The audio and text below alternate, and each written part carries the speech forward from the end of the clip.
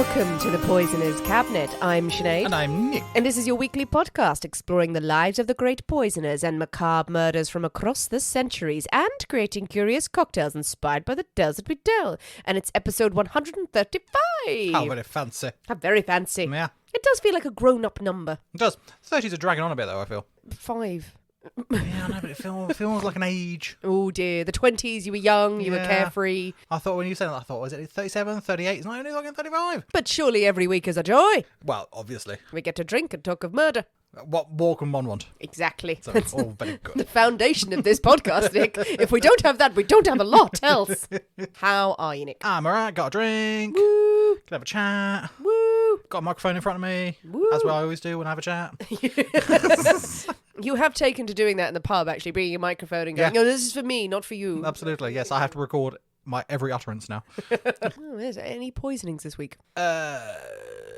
No. No, don't believe so. You sure? It's been quite mild and calm. I'm afraid that I've just been poisoned because I've gone very weird. You have gone for this afternoon. You have gone slightly peculiar. It has to be said. I think I haven't had enough vegetables today or something, or enough. I have existed today on a piece of toast, a couple of bits of cake because it was my husband's birthday yesterday, and a few sweet potato fries. Well, I'm sorry. You could have had much more. We went out for brunchy lunchiness. Brunchy lunchiness. And I had a lovely burgery thing. Emma had a lovely No, I would just have one sweet potato fry, please. Well, I wasn't hungry at the Well- time. I'd filled up on cake. Well, I'm not saying these were good decisions no, I've made. You just had some chocolate. What are you I complaining know. about? I think permanent sugar crash all day, and I've just gone to like, oh, I don't feel right. It's cold, so cold. Quick, suck on a pumpkin. It's one there. We have our pre-cocktail cocktails. I've got a nice red hook. Ooh. So I ordered some more bourbon and forgot the fucking Campari. Oh, Again, after lecturing me after for using up lecturing you. all but a thimbleful. Well, speaking of being secretly poisoned and having to suffer life without Campari, I think it is time for us to thank our delicious Patreon I mean, subscribers. has anyone ever suffered such? But No. these people might have, but they've Oh, come okay. through to join us on Patreon. So we have first to thank James Mothy Marks, To Jade Harwood Cresswell, to Cricket Bidwell, Jennifer Bishop, and to Sarah Mark. Thank you very much. We hope you have Campari. and that you drink it. Yes, unlike Sinead who drank on mine. Thank you, delicious Patreon subscribers. You're very, very sexy. We've had an interesting time on Patreon this week. How are we? A tale of love affairs gone wrong, trying to poison each Trying to other. poison and then end up with strangling. And then say, I will throttle you, that'll be Yeah, fine. it's easy enough. Oh, yes. What drama there was. Why, there was a great deal of drama. No, it's a lovely place over on Patreon. If you come and join us, you'll have access to over 117 episodes. That's a bit mad. It is, and lots of bonus content. Bloopers, new gag reel has gone out today. I saw that went out today. Do listen back, and a few people have commented on certain bits of it while they were driving through customs, and they went, "Oh, I should not be listening to this on the radio."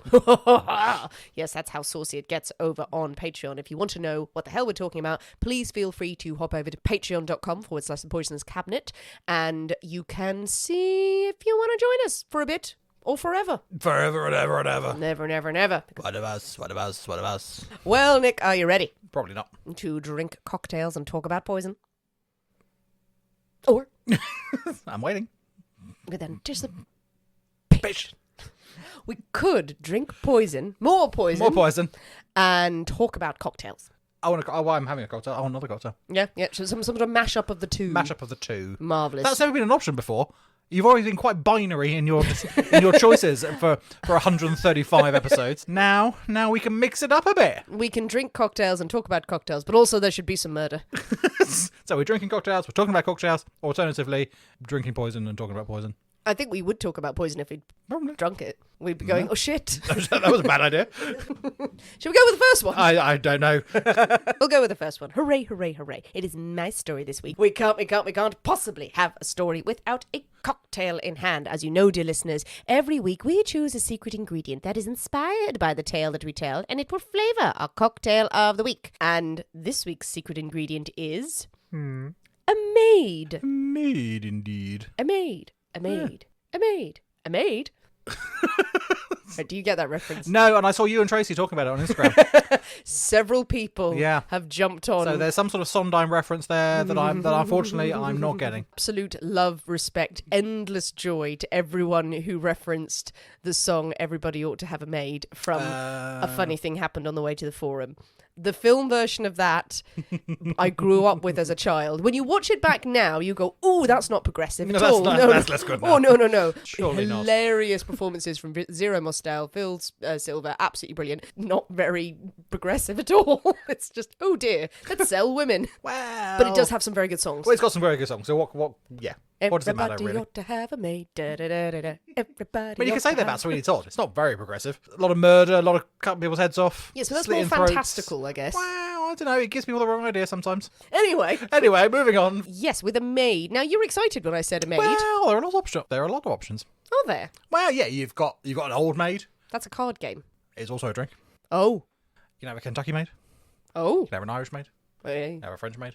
Ooh. Loads of maids. Ooh, there are lots of maids. There are lots of maids, and it all seems to be cucumber based. No, what? Yeah, the maidy cocktails are generally a spirit with some cucumber. And other bits and pieces, not just a spirit with a stick of cucumber in it.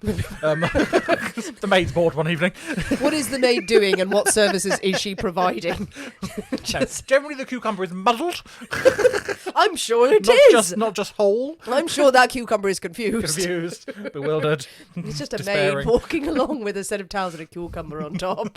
So those are options. But why? You look like an old maid is gin, cucumber, Kentucky maid is bourbon, Irish maid, whiskey, and muddly, and other things as well. That's weird. Yeah, but I thought, no, I don't want to do that, because one of the things I hate most in life is cucumber and gin. Can't stand it. No, I'm not a fan of the cucumber and gin. None of that. Cucumber in general. A cucumber sandwich has its place. Oh, no, it doesn't. Oh, God. The place is the bin. Really? Yeah. Nice thin cut. No, absolutely White not. bread, lots of really good salted butter. The butter is the main event. The butter is the there. thing. Just give me a butter sandwich. I'm fine with that. Fair point. Just get rid of the cucumber. The illusion of vegetables. The illusion of vegetables. Was better than a carrot sandwich. Yes, I'll give you that. I mean, I'm not sure there's much of a comparison. Yeah, I'm not sure if I've ever seen a carrot sandwich before. There's a reason. Yeah. Anyway, moving on. Anyway. I'm not making any of those. Good. Because I didn't want to. I think it's important that you don't now. Absolutely. So then I thought, maid adjacent. Maid adjacent. Maid What? adjacent. Well, and then I thought, maid paraphernalia. Okay. So, I'm making a feather duster cruster. It's a feather duster cruster. Oh, a cruster. Yeah. And a someone cruster. actually put this on Instagram. I thought, no, I thought of it first.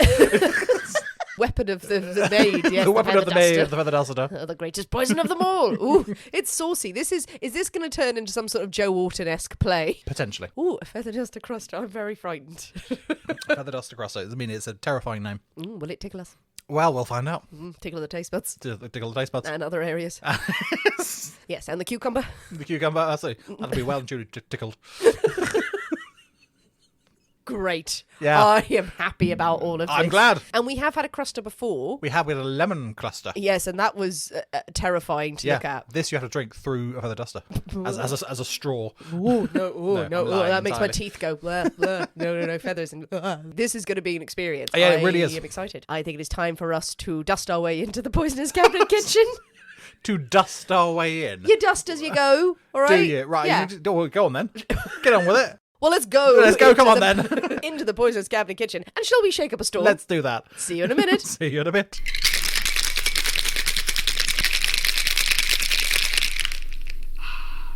And we're back. Hello. So, Nick, ooh, a feather duster cruster. Now, it looks resplendent. It looks interesting. This is the most interesting looking drink I think we've had in a while. It's been a while. Yes. Now, the last cruster we had was a concoction with a champagne flute and then powdery, sugary, and then half a lemon, and hollowed out lemon. Hollowed out lemon wedged in there. And then some sort of straw, and there was a lot of incidents that Yeah. happened there. But this is a very vibrant red, yeah, pinky red, pinky reddy colour. but with a dust, almost like a dusting of snow around the edge. Yes, or a sugar crust, in fact. Or a sugar crust. It looks like snow. Shut up. Okay, let's go with It's snow. winter. Quite a strong sweet smell. There is quite a strong sweet smell. I'll give you that. There we are. Yes. Could be the- you'll give me that, will It you? could be all the sugar. All right. Well, I think it's time to dive it now with a cruster thing. There's a lot to chew through before we get to the drink. But let's give it a go. dive in. Merry Christmas. Merry Christmas. Okay. What's happening? Yeah. The crust is so disconcerting because it's really thick, and you're like, I don't know, do I bite this off? Do I drink it? I don't know what's happening. I'm trying again. And then it's a very tart kind of drink afterwards, which is quite nice. But the crust is, every time I put my lips to it, I'm like, It's like drinking through sandpaper. It's very peculiar. The drink itself is nice. I like that. I may have gone over the board on a sugary rim. So I think you might have just a bit. It's less of a rim, more of an iceberg. Sort of a glacial drift that's happened here. Yes, it's quite a thick rim. Oh no, I'm going to have to pick it off now. It's very weird to drink because of the thickness of the rim. Chipped away a second. Chipped away. And now I've gotten to the meat of the matter, yeah. It's a nice drink. It's really fresh and fruity. It's quite sweet. The sugar is not helping on that front, I feel. No, yeah. It's gotten a powerful sweet aroma, I think that's the thing I'm liking as well. it because the drink itself is a little bit tart, but then the sugariness you get with... Do you get sugariness? With the rim. It's an experience as well as a drink. Strange lapping because motions. Because you're like, you can't, it's like ice. You got to touch your tongue to it, like, it's ill-advisable, but still. All right, well, so talk us through it, Nick. Well, I chip away. Well, what do you think is in it? Give me some guesses. Lemon? There is some lemon. No lemon. Okay, I don't think there's lime in there. There is no lime. So it's really, really pinky. It's got grenadine in it. It has got a drop of grenadine. Ah, there you go. It gives it that colour. And then otherwise, has it got something floral in it? Maybe I'm confusing that with the grenadine, because I'd be sort of like go elderflower. No, not elderflower. Not elderflower. Not elderflower. Sunflowers. Self-raising flower, yes. Oh, is it the thing that you accidentally bought earlier and now I have a bottle of? Yes. Got some of that in there. Could it have a hint of passion fruit It's in got there? a hint of passion fruit that I was manically trying to source yesterday, then realised I've still got a bottle I've got a bottle in the cupboard. So Which makes me think we have had passion fruit before. we must have done, because I've got a bottle of it in the cupboards. But completely blocked that one, whatever that cocktail was that had passion fruit liqueur syrup. Yeah, it's a syrup. Yeah, it's a syrup, yeah. Well, I don't know what the booze is, though, in it. And then there's something else. So the base, we have Calvados. No. Yes. Ooh, that threw me. Yeah, bit of Calvados in there, so an appley thing going on. Then we have some maraschino cherry. Oh, nice. So fruity. that may be where you're getting the florally fruitiness potentially from. And then we have some lemon juice, some passion fruit. There is grapefruit juice. Grapefruit juice. Grapefruit juice in there. Now, the recipe called for pink grapefruit juice. I could not find pink grapefruit juice in the small little shop I went to, so I had to buy golden grapefruit juice. Oh, God. So I'm probably ruined the whole thing. And then a few dashes of Peychaud's Creole bitters. Oh, Creole bitters. In there as well. Well. Yes, I mean, it's got a lot of stuff in there. 5 or 6 ingredients that I would usually steer clear of, but I don't know. I am okay with that. That is pretty tasty. I'm going with that. It should be a disaster. So wait, let's recap that. It's got lemon in it. It's got the passion fruit. It's got grenadine for colour.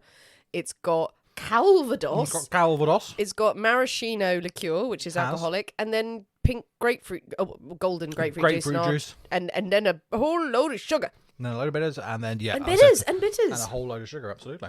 I think that works. Oh yeah, I'm impressed with that actually. That is perfectly. I think that is a great party drink. Yes, absolutely. With the sugar rim, give or take. I mean, the sugar rim. I mean, the one is exceptionally thick on that. I get slightly carried away. Get a bit carried away, Nick. With that, so I put like a layer on, put it in the fridge, put another layer on, put it in the fridge, put another layer on. I'm chipping through this and finding remnants of people from the Ice Age. So perhaps a slightly lighter rim might have been in order. It is. I think. Do you think you could make that as like a punch? You know what? I was thinking that very thing. You think absolutely you could. Yeah. Because it's got enough of the fruit juiciness in there, so I think absolutely you could do that as a. I mean, it'll be a hefty punch, and one you would want little cups of, not like pints of. Yeah, absolutely. I think that would make it quite intriguing. And you could also fancy it up a bit, put some bits of fruit and stuff, bits of apple and all sorts of stuff in there. Yeah, delicious. I think it'd be a good punch. Well, everyone's coming up to party season now, so that's a really good punch. And actually, saying that, the very thick dusting of sugar around the rim, it does look like snow. Oh, it's quite Christmassy. That sort of reddy pinky sort of colour. Yeah, it's quite Christmassy. Where the fuck have Feather Duster is involved in this? I have no idea. Yeah, where is the feather duster involved? It's pink. Feather dusters aren't pink. No, but girls are. And girls use feather dusters. So Girls Are Pink. Gonna lead you to one whole genre of people there as well, Nick. We do love a feather duster, actually. Exactly. Yes. Feather duster cruster. Someone that was a late night. This absolutely. worked out. This was made up. They went, hey, this is really good, and then they looked at something in the corner and went, feather duster cruster. That's it. That's what it's called. Well, you know what? I like it. Yeah, absolutely. I'm all for it. Yeah. Quite impressed with that. And it's a snack as well. And I'm quite enjoying all the sugar, to be honest. What happened last time we had a cruster? This is true. But This there is was a all- lemon involved at that point. There was a whole lemon to get through. There was, yeah. And we did it. Yeah. God damn it. I like it. With the feather duster crusters firmly in hand. The feather duster crust is gone. It's actually gone, guys. Finished it. More, please. This is you're going to need to mix up a picture of those in a minute. But yes, we have our feather duster crusters firmly in hand. We have some dusting to do. Oh, yes. We're ready to tackle some crime. Clean up the streets. Yes! Can we please be some sort of cop duo that gets out of the car going, okay, we're going to clean up this town. Feather duster. And there with a cocktail shaker and a crusted rim. It's not going to go well. The people love us. The authorities do not have faith in our abilities. Yeah, this is a curious superhero combo we've got going on. Only time will tell. Oh, are you ready for a story, Nick? Oh, I just think we probably should. Indeed. Okay, well, we are heading to 1826, Nick, Oh, and we're off to the pub. how delightful. Yes, I think we should go to the pub. We're Let's going to do a it. pub called the Jolly Carter. Nice, okay. Was found in the tiny village of Winton, which is now part of Salford in Greater Manchester. Oh. At the Jolly Carter pub, the landlord is one Joseph Blears, who runs it with his wife Martha, and they have 2 servants tending to the guests. Now, we love a good pub. We do. The Jolly Carter sounds like a lovely place, but it's not a very jolly pub by all accounts. Oh. Oh no, business is not exactly booming. The couple running it feel a bit foolish for having taken on this pub, thinking it will be a good business venture, but business is not doing so well. It's on the road to Manchester, so you have people stopping off, but it's not resplendent with locals and regulars. It's not completely empty. It does have rooms that are fairly regularly used by the local Friendly Society. The Friendly Society. Friendly Society. So friendly societies kind of, they sort of a jack of all trades. So they can be about insurance. They can be about benevolent funds for women and the poor, and also about themselves and just being friendly. I'm not passing judgment. That's what they did. People who pay a fee to meet there. And so that gives them a bit of an income. It's not a huge amount, but still. The meeting room hire is not enough to sustain a business. The drinkers seem few and far between, and this pub on the road to a major city is not often frequented. So those who do drink in the pub seem to be as down on their luck as the poor owners. So let's think full-on depressing boozer. I mean, it sounds delightful.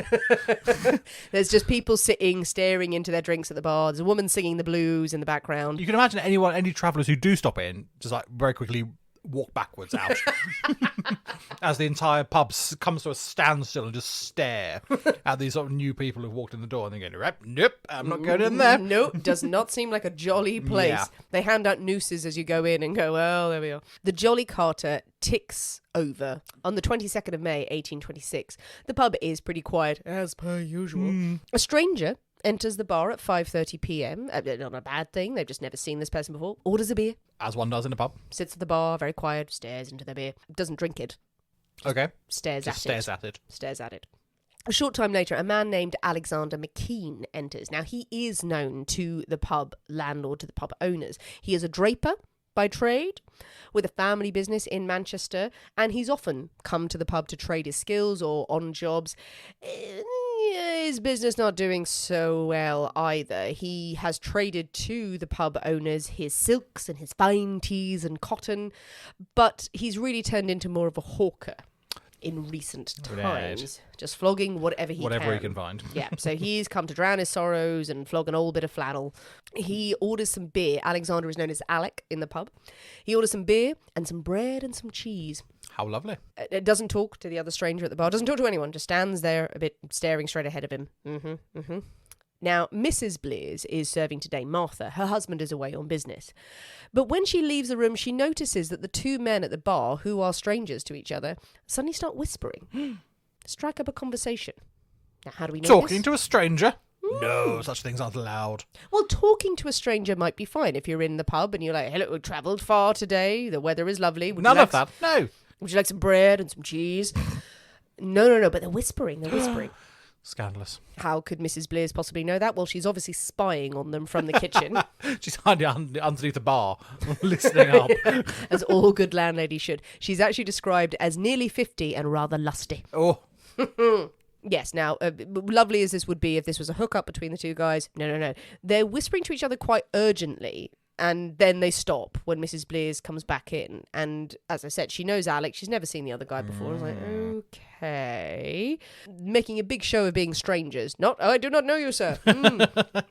Alec asks when she returns, quite anxiously, when is your husband Joseph home? I want to buy him a glass of whiskey. How kind. Very nice, but Joseph is in Manchester today. He won't be back until much later, not for a couple of hours. And really? Alex says, really? Not until much later. Oh, okay. Tell me, does your husband sleep soundly when he's got the liquor? Okay. I know this is a depressing pub, but this sort of chat is weird, even for me. Whether she answers or not is unknown, but these two men continue sitting at the bar, drinking their beer, some of them not drinking their beer, picking at their beer and cheese for another 2.5 hours. Okay. Nursing the 1 pint. Mrs. Blear standing there going, all right. Buy some more fucking cheese. Until Joseph walks through the door about 8 p.m. Alex like, oh, thank God, and hurtles himself over to Joseph and says he wants to buy him a whiskey. He wants to buy him some drinks. Come and sit with me. Joseph's like, okay. Great. His wife's kind of going, okay, these guys are weird. Maybe don't do that. No, shut up, wife. I will have some lovely whiskey. Alec buys Joseph whiskey after whiskey. Loads of rounds. He's also got wine and cider on the go. Joseph's knocking it back. He's loving this. They chatting away about business. At one point, Joseph staggers up to go to the privy, and Alec empties his own glass into Joseph's. It's just his liquor. It's just the drink he was drinking, which was wine, pouring it into the whiskey, and then fills up his own glass with water. Joseph comes back, knocks that back. Absolutely hammered. Absolutely plastered. He's in a state of stupid intoxication. It's now approaching midnight, and Joseph is there. Straight, you're my best friend ever. I love you. I love you. And I love this pub, even though it's draining me dry. I don't like it. Hey, excuse me for a minute. And he staggers over to a couch in the bar area, passes out. Nice. Absolutely passes out. It would later be said that Alex sort of saunters over to him, opens his mouth and pours more booze down his throat. Just to make sure. Joseph wakes up furious and then passes out again. Like, oh yeah, lovely whiskey. yeah, go to sleep. So landlord is now unconscious. It's midnight. And at this point, Alex says, also including the stranger at the bar, going, well, you know what? I think we should spend the night at the pub. Yeah. Oh, it's far too late to walk home. And the stranger at the bar, named Michael, says, yes, just definitely, let's stay the night. Let's all stay the night at this pub. Mrs. Blear's not keen. She's like, you haven't said anything about spending the night here. Until this moment, I've not got anything ready. You're weird. Let's talk about this. I know you've spent a lot of money here, but this is, I'm not comfortable. Yeah. I'm not comfortable with this. And she's sort of dissuading them, going, no, I don't think this is a good idea. The two gentlemen go, oh, excuse me. And they go outside together for a few minutes. Nothing happens. And then they come back in and go, yes, we've had a talk about it, and we really don't want to walk home to Manchester on a night like this, for we have much money on our person. Okay. So there's like, we're really flush with cash, so we have to spend the night. Yeah. And Mrs. Blears probably is thinking, okay, these guys have actually spent quite a bit of money in the pub. Well, one of them has, and one of them is now keen to spend the night with him. So, hey. Okay, look, they're not going to be dissuaded, and they're going to pay me. They're going to pay, absolutely. So fine. And my husband is being no help, being unconscious on the sofa. So fine. She's like, okay, there is a room upstairs. Our serving boy, 13-year-old William, his name is, he sleeps up in that room. You're going to have to share a bed up in that room, and he's got the other bed. So if you're fine with that, fair enough. And she calls down their other servant, Elizabeth Betty Bate, the maid. Does she have a feather duster? She is wielding several. She's wielding several feather dusters as she comes down the stairs. Oh, two gentlemen, excuse me while I get my backup feather dusters. Now, it's not just that a maid walks into the room and I just went, oh, there we are. Yeah, you sure? Betty does play a crucial role in this story. Okay. Upstairs, the gentlemen go to this room. Now, young William is indeed sleeping in this room in the darkness in one of the beds, and he stirs on hearing the maid entering the room, and he sees her placing a candle on the windowsill between the two beds. And as he's waking up, he notices that the man who was with her, only one man, doesn't seem to be ready for bed. He's kind of tussling with Betty a little bit, and she's saying, have done, let me alone, let me alone. And he's like, okay, maybe he's trying to have a kiss, steal a kiss from the maid, naughty man. But then he notices that the man has his arm around Betty, sort of around her shoulders and around her neck. Well, that's good. And that he draws his hand across her neck and blood gushes out. Ew. The man has slit Betty's throat. Well, that's very unnecessary. Strangled cry of murder, falls to the ground. William leaps up and he sees the man there he will later identify as Alexander, only one of the two men. Alexander, and seeing the boy wake up, pins the boy to the bed and tries to smother him. Oof. The child might have been done for, but with her last strength, Betty, who is not dead, manages to grab hold of Alexander and cause enough of a distraction that William can get out from under him and run from the room. Oh, God. As he runs from the room, he literally leaps over the banister of the staircase down to the stairwell below, is confronted with Michael, the other man from the pub. Michael swings for him, he ducks under his arms, he runs out of the pub, terrified, 13-year-old boy, absolutely petrified, goes and hides in a ditch. Fair enough. I would too. Yeah. In the meantime, Mrs. Blears has heard the commotion upstairs, seen William run out of the room. Husband's no good to her. She runs up to the stairs and is confronted by Michael. Michael slashes at her with a knife. She manages to dodge it, but he still strikes her, pushes her to the ground, and he stabs her in the face. Oof. So deep that the handle breaks off in his hand and the blade remains embedded in her face. Oh, that's unpleasant. But she's alive. Miraculously survives. Michael pushes past her, runs out into the night. Mrs. Blears, Martha, gets up, heads out of the pub, screaming bloody murder, goes to her niece's house, is raising the alarm. William, who's been hiding in the ditch, hears his mistress, runs out. Everyone is screaming in the street now, getting people together because of this horrible attack on them. So yes, drama! Yeah, much drama. Now the crowds who have gathered return to the pub. Alexander and Michael are gone. Yeah. You might have worked out that Alexander and Michael knew each other. Do you think? Maybe you didn't know that they were brothers. That I didn't know. I confess. The McKean brothers. Oh. Having come into the pub going, okay, let's act like we don't know each other. You look very similar. And you've been talking all night. Whispering when no one's around. And then when people are around, like, no, act like we don't know you. Yeah, stop talking to me. Now, as the people go into the pub, they see that poor Betty has crawled out of the room onto the landing into the club rooms that are used quite regularly, but that is where she has died. Ooh. She has bled out. It's later said in one of the reports, the bloodstains on the club room floor where Betty Bate had crawled to die had dried into a distinct shape, clearly visible in profile where the outline and features of a woman's face. Oh. Mouth, nose and eyes could be made out, as could the hair, and streaming from a slash across the throat, copious amounts of blood. Oh, Betty. That seems very unnecessary. Now, it seems that the McKeans had planned to rob the pub for whatever cash was on the premises. The bar takings, and also it was known that there was £30 on the premises from the various club takings, from the hiring of the room. £30, a huge amount of money. Not a huge amount, but... But if they had tried to rob the pub, why had they killed Betty? Yeah, why go through all that? I mean, yeah, the young lad and she was... Betty were upstairs, none the wiser to any of this. Could have just robbed the place and fucked off. Why go through the whole charade of murdering everyone in sight? Indeed, people do think it. But now, a manhunt is afoot.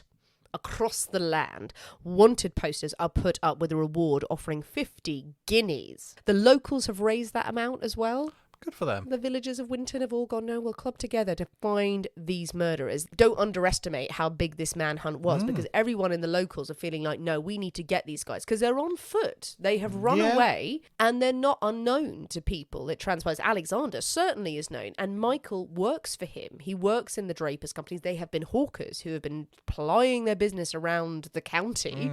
So everyone knows them and can recognise them. So these wanted posters are put out. Word spreads like wildfire. fire. These guys have to be on foot. We are going to catch them soon. So everyone muster together.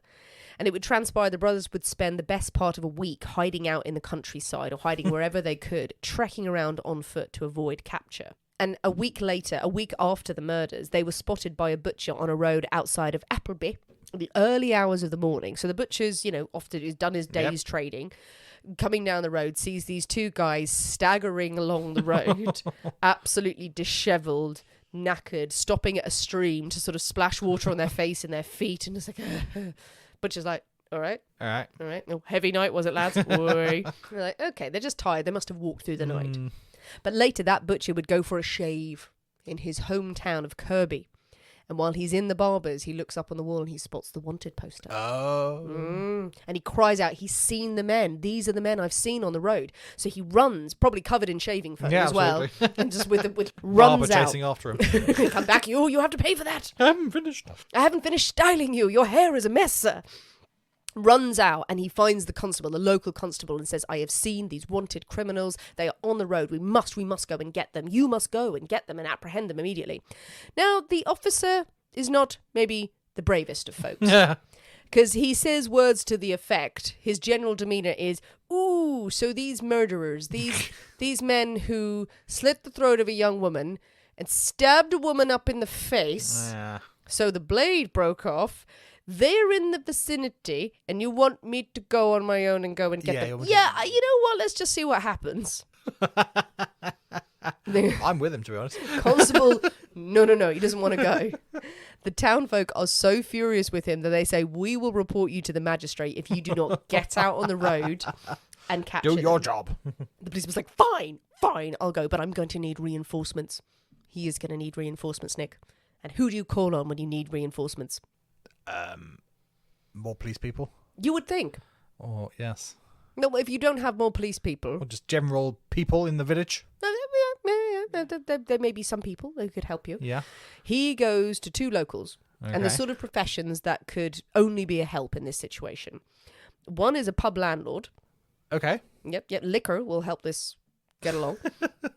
And, obviously, the most noble of professions, an auctioneer. Right, yes, classic people for chasing people down. He has a gavel. Okay. The constable enlists the services of this pub landlord, but the auctioneer is one Richard Faraday, later described as a spirited individual, and he is 100% up for this. It is like his whole life has been leading to this moment. Absolutely. He is there front and centre, shining up his gavel, putting on his robes. I will go and hunt these men down, people. Always wanted to be a constable. I was forced into auctioneering. I dreamed as I looked out the window. So these three walk off into the sunset. Capes are fluttering. The constable being dragged like the cowardly lion. The auctioneer leading the way to pursue these murderers. And I think that's time for a drink. I think it probably is. So, Nick, we have the three men. They're chasing down the street. Chasing them down the street. The constable kind of like, oh yeah, I'll catch up with you. I'm just thinking very bizarrely Victorian Thor, man with a little hammer, leading the way down the lane. He absolutely pictures himself like that. He is the noblest man in Britain right now. And I'm not joking that he is at the front. He is stormed ahead. Oh. It is noted that he is way ahead of the constable, running down the road to find them. And they're like, yeah, you totally do all the work. We'll be fine. We'll catch up with you. The pub landlord, there's no mention of what he does.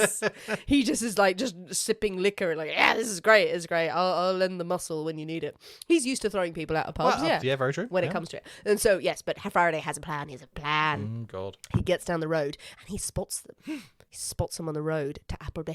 But Faraday's a smart man. He knows that he cannot show that he's recognised them and he cannot accost them on his own in the street because the two behind him are no fucking use. He thinks, okay, I'm going to get past them and get to a point where I can gather some support.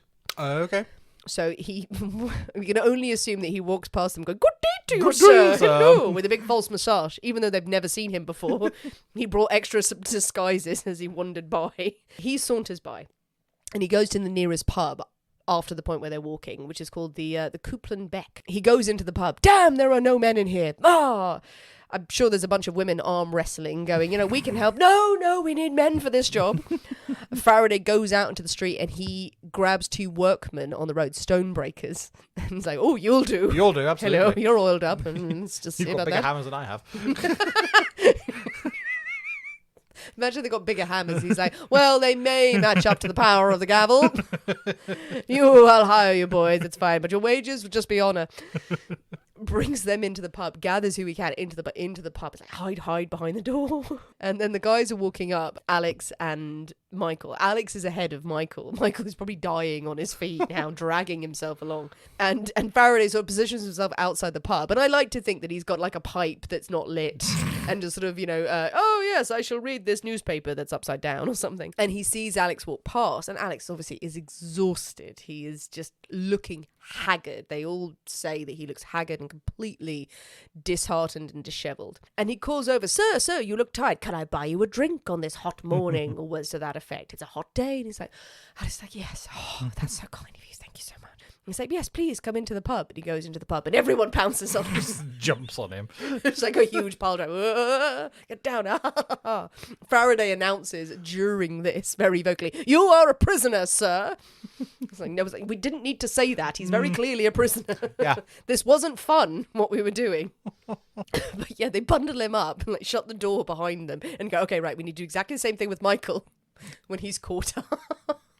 So Faraday goes out like, yes, okay, play it cool, guys, play it cool. And Michael approaches and gets level with the pub, but Alex somehow throws off his captors, breaks out, or at least shouts out to Michael to warn them, going, it's a trap. Michael, apparently his face completely drains of colour, realising that they're going to be caught. And he decides to run at Faraday with an oak stick. Oh. Yeah. Now, whether he was carrying this as it was his walking stick along the line or he picked one up, a huge branch, a log, and ran at Faraday and launches a vicious attack that Faraday manages to dodge.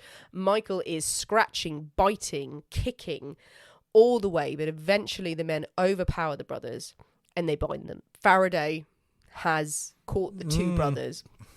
The constable just coming up the street. Yeah, they lean out from behind the pub going, well done, it was a joint effort, clearly. Yes. I think we should split the reward 3 ways. Faraday himself is awarded the 50 guineas. So as confident as he was very brave. Yeah. And when no one else was going to be, he was like, no, it's fine. We got to bring these guys down. Good for him. Good for him. He's the noblest man in Britain. The brothers are brought to stand trial at Lancaster Castle. Now, masses of people line the streets and the air was apparently filled with hooting and hissing and maledictions against the bloody murderers. Nice. I love a bit of hooting. We love a bit of malediction. Yeah. What would a malediction sound like? It's like a curse. Cursing and hooting. Who was the one hooting? Like an owl. Oh, it's a pigeon. Oh, no. To wit to woo. Yeah, that'll learn him. Yeah.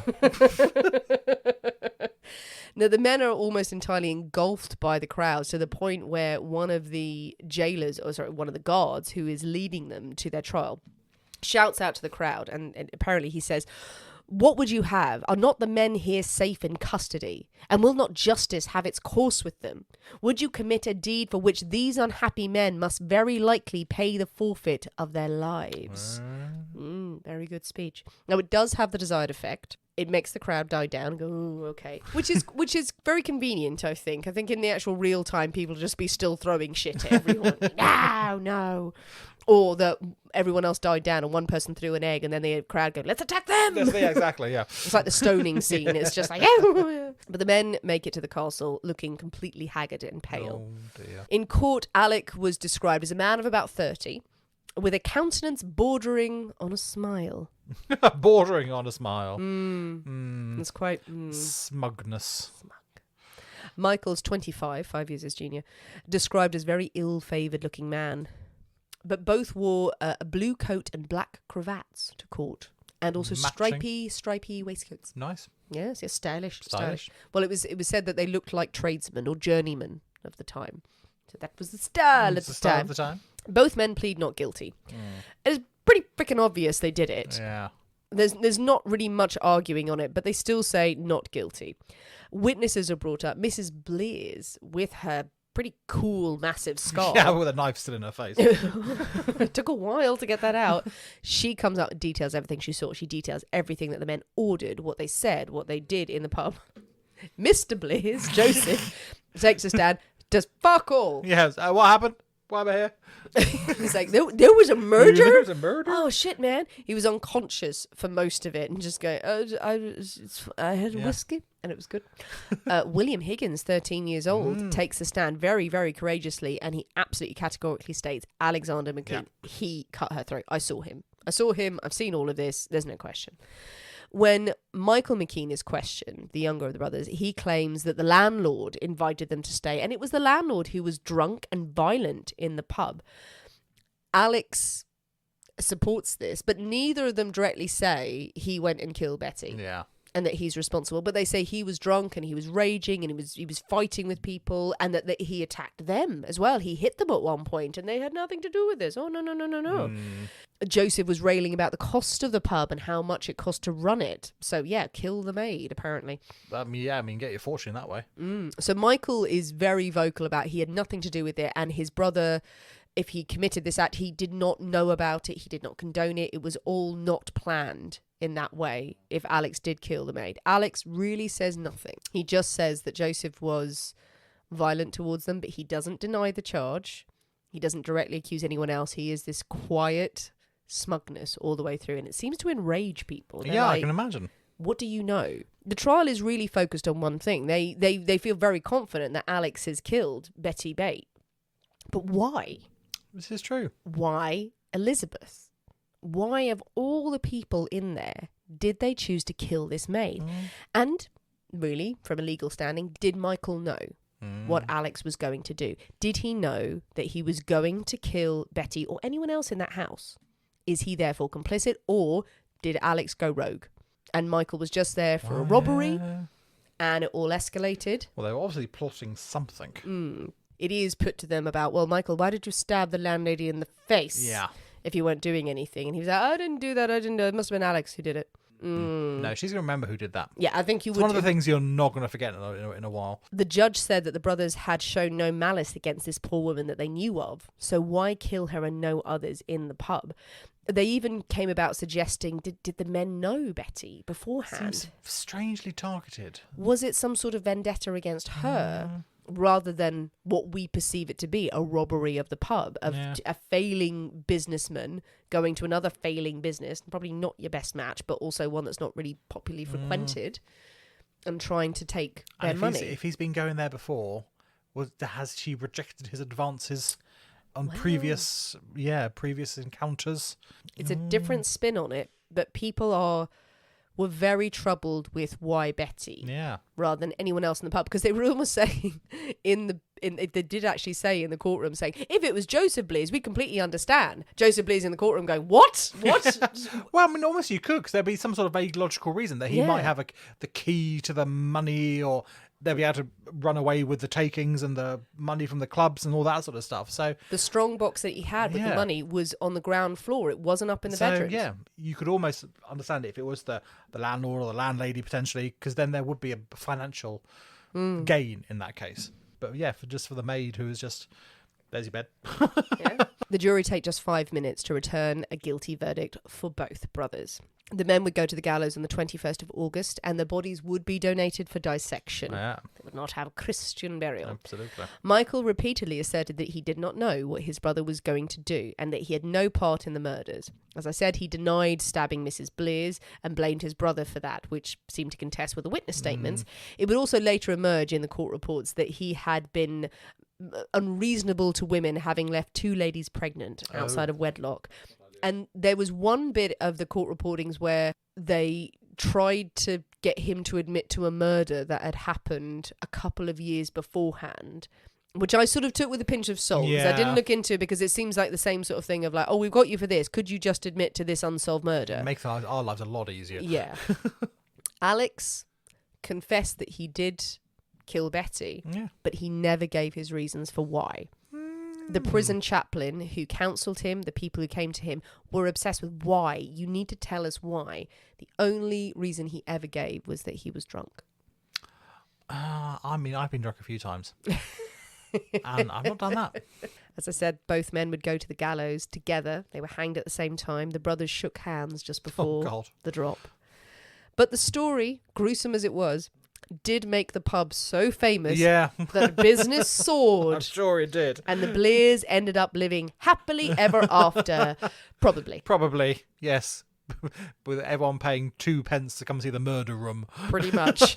But there you go. That is the story of the murderous McKean brothers. Why? Yes. What did Betty ever do to anyone? It's a curious one, that. There's lots of lovely detail because the court report was published in a book and beautifully covered by Lancaster Castle, where they have so many of the troll transcripts and their own write-ups of it. So it's a wonderful resource there.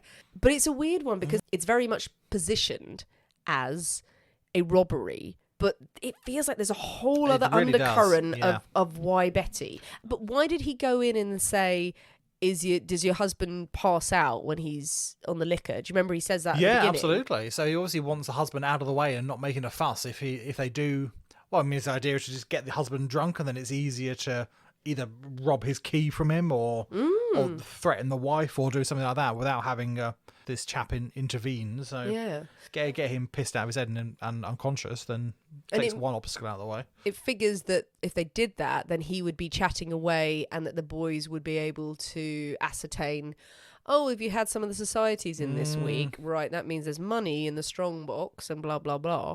But then you go upstairs to go to your bedroom and Betty gets her throat cut. Yeah, that's... Or maybe were they real psychopaths, where they were like, okay, now we know he's unconscious, we're just going to one by one kill all the staff. Everyone. But then it makes it, if he's been at the pub many times before, so I mean, there's this whole thing like a big old staking out of the place. I mean, that given them a lot of credit for. Yeah. So Michael had never been there before. No one knew who Michael was. Yeah. He was but the other one, the other one had been there frequently. Or kill Betty. Yeah. Had something happen with him and Betty? Well, that's what I'm thinking. Is he, on one of his previous visits, he's made some advances and then been rebuffed or something like that. And then he's taken umbrage at the rejection. It's a weird thing, maybe putting too much drama or reading into it too much, but why not? That Michael was so desperate, like, I didn't know what my brother was doing. He wanted out of it. He was like, it's very clear that Alex did this, and I had no idea about it, and he protested this right up until the end. He was like, I didn't know. Alex did not give anyone the satisfaction of saying, he admitted that he killed Betty, but he didn't say why. He didn't say whether he was trying to rob the place. He didn't say whether it was Betty had done anything. He didn't say it was an accident. All he said he was drunk. He had been drinking all day. That's what he said. Oh, it's curious. Well, what do you think, people? What do you think of the story of the McKean brothers? What went on in the Jolly Carter pub that night? Do you think there is a backstory to this? Or do you think it was just an opportunist crime that went very badly wrong, and that they're idiots and we're crediting them with too much intelligence? Essentially, yes. And that Alex was literally going, I was drunk, I don't know what I did. I had too many feather duster clusters that evening. I can't handle my Calvados. Verily tickled with booze. Jump on the comments of wherever you listen to this episode and on social media to tell us what you think and to share your theories with us and with each other. But if you are going to share your theories and discuss this case, you must mix up a feather duster cruster. Yeah, no, it just worked very nicely. It's gone. It's gone, absolutely. It went very quickly. That's the fastest you've drunk something in a very long time. And that I'm really impressed with that. I thought it was going to be one of those ones which would be like, there's too much going on. No, nice, like it. Delicious. It's delicious. So the rest will be out on Friday. Do let us know if you get a chance to mix one up. Let us know what you think. But yeah, very much recommended. As you said, make a good punch. Make a picture of it, invite some friends round, all listen to the Poisonous Cabinet in absolute silence. Just chipping away at your sugary crust. Isn't that how all good evenings are spent? Absolutely. With friends? Mix up your cocktails and tag us in any photos of any cocktails you are enjoying. And if you're listening to the Poisonous Cabinet at any point, tag us in a photo. Tell us where you're listening and why. And why? Why are you here? Why are you here? What are you doing? Why are you here? What brought you here? We'd love to know. We love to see where everyone is listening to the show. We love to see where you're from. And send us more suggestions of stories that we can cover, especially into the winter, and anything for Christmas or for the festive season that we may not have covered before. We would love to hear your suggestions. If you haven't already, come and join us on Patreon. And we're also going to be away next week into the beautiful, beautiful county of Suffolk. Me and Nick are taking a little mini break with Emma from Real Life Ghost Stories. So we're asking people for suggestions of anything that we should absolutely see and do in Suffolk, or stories that we could investigate while we're there. Thanks for listening, guys. We have been the people inside the Poisonous Cabinet. We will see you next week. And remember, your loved ones are trying to kill you. Bye.